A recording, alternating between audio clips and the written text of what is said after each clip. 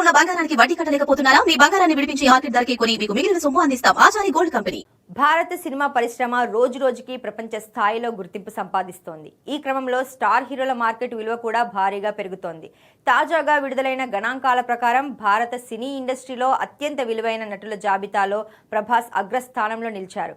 Pan India సినిమాలతో సంపాదించిన craze Prabhas ను ఈ లిస్టులో నెంబర్ 1 గా నిలబెట్టింది. ప్రభాస్ మార్కెట్ విలువ సుమారు 7,132 కోట్ల రూపాయలుగా అంచనా వేయబడింది. బాహుబలి, సలార్, కల్కి వంటి భారీ చిత్రాలు అతడిని దేశవ్యాప్తంగా మాత్రమే కాకుండా అంతర్జాతీయంగా కూడా స్టార్ గా మార్చాయి.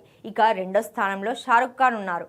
సుమారు 4,124 కోట్ల రూపాయల విలువతో షారుఖ్ ఖాన్ ఇప్పటికీ బాలీవుడ్ కు పెద్ద బ్రాండ్ గా కొనసాగుతున్నారు. మూడో స్థానంలో సల్మాన్ ఖాన్ 3,987 కోట్లు, నాలుగో స్థానంలో 3,871 కోట్లతో అమీర్ ఖాన్ ఉన్నారు.